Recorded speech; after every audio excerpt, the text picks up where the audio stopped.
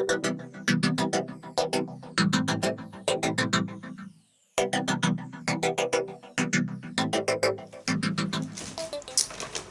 so in this video, we're going to be looking at some of the supplies that I use, and specifically, we'll be going through. There's quite a lot of supplies, so I will go through. We'll be going through the fabric pens today. So we'll do it on this, so they can be messy. So it's worthwhile checking what kind of supplies you've got and can get. So these are crayons, and what you do, fabric crayons, that one's not, okay, looks like some of them have melted. They're melting, they've melted together, they've been in the sun. So not only the plastic has melted, so has, wow, you could tell how long I haven't been using these. Anyway, so you've got fabric crayons, and basically what you do is you apply this to the fabric, and then you get a greaseproof or wax-based paper, put it over it, and then you iron it. So some of the, I have to just make sure it's the, I know that I've got two different types of crayons anyway. So yeah, you just rub the, wherever you want the colour to be, say for instance, and I guess the reason why I haven't used these is that kind of, okay, now I haven't got a dedicated iron in my studio. And these were ones as well, fabric crayons. Perhaps what I'll have to do is do a batch of these, working on the fabric with these, and then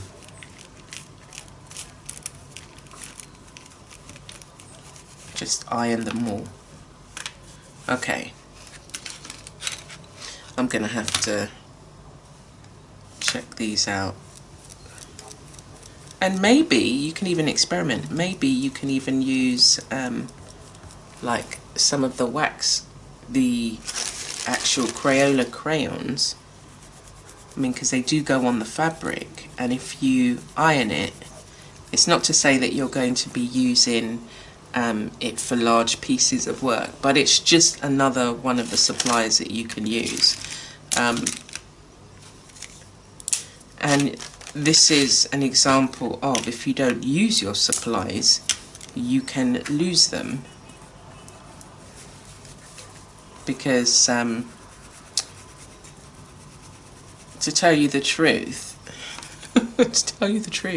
I mean, you can use acrylics on fabric. You know what it's like when you've been painting in one of your favourite outfits, whether you, well, I have done it before, and then you accidentally spill something on there, and you know, you can't get acrylic out. So it's worthwhile trying some of these other supplies, so that, you know, at least you know how it works or whether you like it.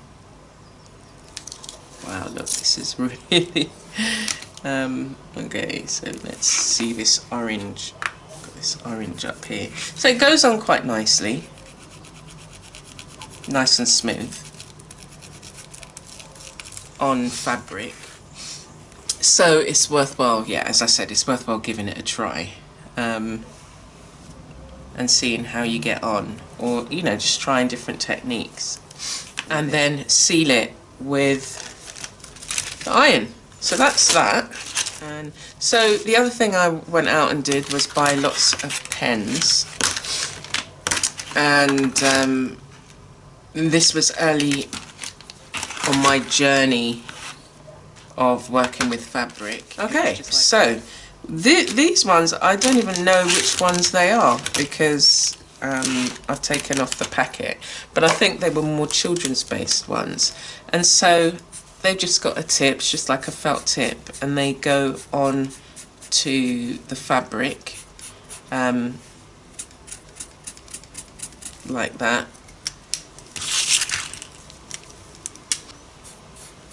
Some are working a lot better than others. But they go onto the fabric. You can colour in, or you can actually, you know, mark make. That's something that I like doing. And you would heat set all of these. So these are the more cheaper ones, these ones.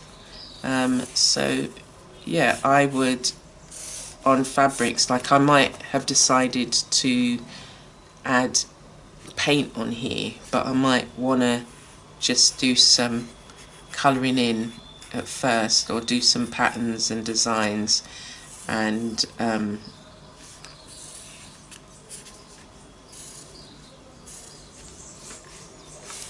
then just, you know, add some different kind of layers. And that's the fun thing about working with different supplies. So we know that one doesn't work, so I can remove that from. So that's that one.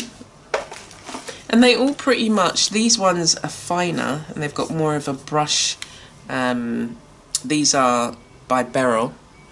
I'm not sure whether they make them anymore, but every now and again I will go through my supplies just to make sure that they're still working. I haven't used them for quite a while, so like now here's a nice opportunity to go through and see.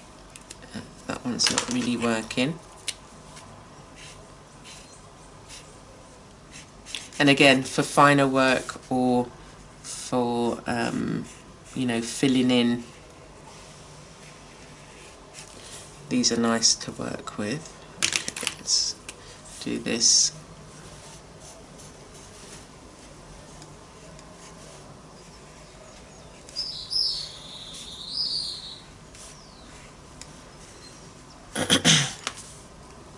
And as I attempt to see how it's working, I can also create something. So if I'm using paint, this would be the final layer if I wanted to make kind of, you know, some marks, additional marks around the page. Then we've got, this is probably, I think these ones were my first, by Dylon. And they're broad tip. So you can see, and they come in a range of colours, they all do. By the time we finish, this will be a nice, this piece will be totally complete. And it's just like, it's amazing how you can be just playing and having fun, and making random marks. The only thing that was on there first was some lines. I had originally created on a big white, it's like tea cloth, and then cut them up for something similar to this. So these are the Colour Fun. These were, we have a shop called The Works. It's double tipped, which is good. It's got a fine tip, more detailed work, and it's got a broader tip, which seems to be running out of thing, but it still can make marks. Okay, so that's this one. Again, it's permanent fabric marker. But again, if you don't, if it doesn't say fabric and you've got like a permanent marker, what are those ones called with the S Sharpies. They're permanent. Any permanent marker won't come out of the fabric. And if you heat set it, it will stick even more. So we're going to use this piece now and look at these. These ones are called Marvy fabric marker brush. No ironing needed, writes instantly on clothes, water and chlorine resistant, permanent pigment ink, dries instantly. Ooh. And it's got kind of more of a brush to it. Again, I've had these for years. I brought them, as I say, and then realised I could just use acrylic paint. But obviously, you know, maybe you need to think of archival effect of that one is gone off. I don't know, it was all yucky at the nib. This looks like it's going through to the other side. Let's have a look. Yep. But it says no ironing needed. And as a brush, they go on quite well. Trying. And it's worthwhile then, you know, like layering over, seeing what colours you can, or effects you can get if you layer colours over one another. It's a shame that red wasn't working. Let me use some green here. Okay, so we've got some more Bidylon, which is the fabric painting pens. It says a brush like nib, so you can get a bit more detail with these. It's not fine, but again, you know, it depends what you actually need it for. If you're just colouring in small areas, or again, I would use these for writing, and you can write on the fabric and then, you know, layer over it. So I could write some encouraging words, and you will see elements of it as